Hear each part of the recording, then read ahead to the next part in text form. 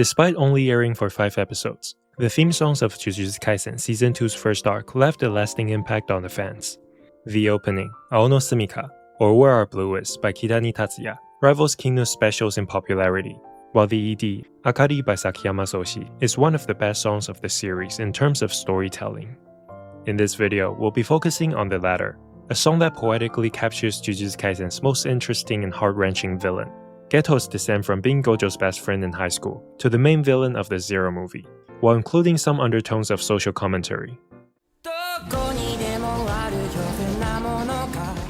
Something that separates Jujutsu Kaisen from the rest is the duality of villains. You have Sukuna and Mahito, who represent no-nonsense pure evil. But you also have Geto, a man whose fall from grace wasn't without unjustifiable yet understandable reasons. And even as a villain, his kindness, though misguided, is still a huge part of his persona.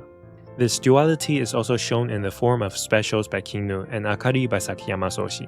One is the most evil anime song, and the other is an anime song that makes you fall in love with a villain. Sakiyama Soushi, the singer-songwriter behind Akari, is the classic example of a precocious child. He started learning guitar at age 4, began songwriting around 11, and was already street performing by 13. He made his major debut in 2021 and soon after released his first anime song, Uso Janai from My Hero Academia Season 5.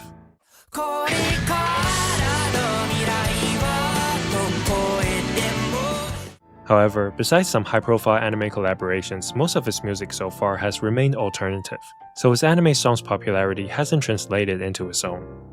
Similar to the ending animation of More Than Words, Akari is also an extension of the anime, showing you the peaceful daily norms of the main characters that weren't included due to limited episodes and the anime's need for them to suffer.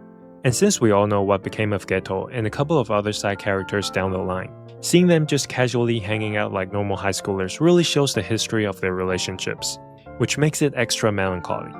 When writing the lyrics, Sakiyama's biggest inspiration was the first act's main focus, Geto Suguru. He was a character of moral compass, kindness, and ideals. In contrast to the good guy, Gojo, he believed those who are gifted have the responsibility to help those who are not.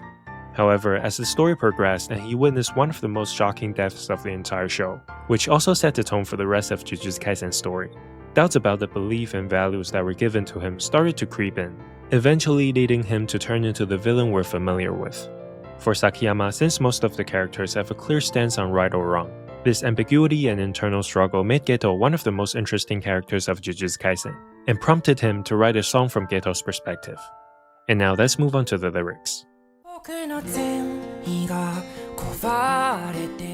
In the intro, before my kindness crumbles, I should have told you everything.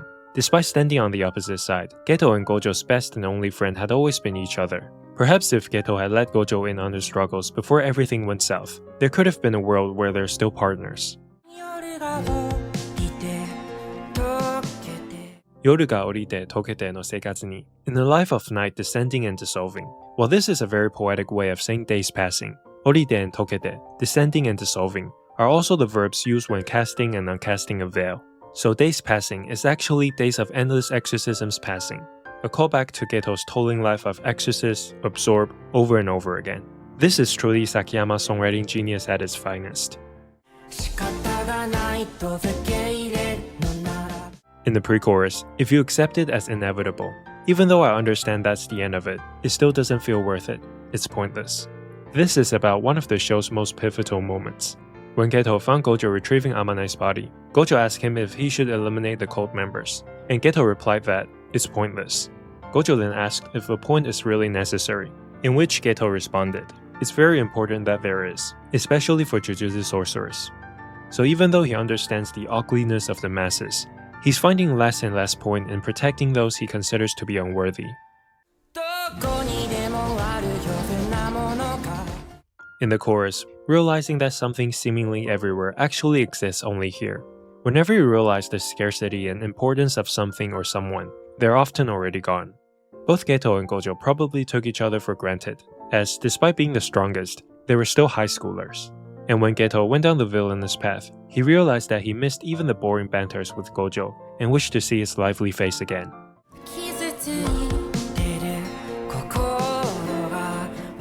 The second verse is the social commentary part that I mentioned. Although I understand this wounded heart of mine, why do I still get hurt and leave with the same scar? labeling everything as the result of our ego, the truth of you and me, burning transparently. I had a hard time interpreting this part until I connected the dots with Sakiyama's interview, saying that a hidden theme of the song is respect.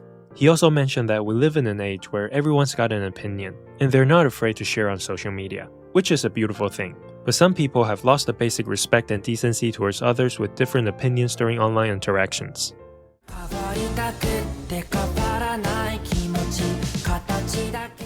In the second pre-chorus, I want to change, but my feelings stay the same, only the constructs crumbling away. Geto tried to fight this growing hatred towards non-sorcerers and continued to exorcise and protect them for a while. However, his struggles proved futile, and the construct that underpinned his belief in protecting the weak began to collapse. In the second chorus, if I start counting the days from loneliness, I would drown in a single tear. Had Gojo realized sooner, or had Geto reached out to his friends when he started having doubts, maybe the outcome could have been different. But he decided to bear all the burden, perhaps a twisted form of his kindness, and chose the path of solitude. Sakiyama is, without a doubt, an incredibly talented songwriter who also dabbles in poetry and literature. Even when writing an anime song for a shonen anime, and capturing the backstory of one of its main villains, Akari still has some genuinely mind-boggling lyricism. It not only fits Jujutsu Kaisen's worldview perfectly, but also adds depth to it. Sakiyama Soushi may not have had much mainstream success or hit anime collaborations since Akari, but there's no question that his talent will continue to blossom. Thanks for watching. Please like and subscribe if you enjoyed the video. This has been Cushion. See you next time.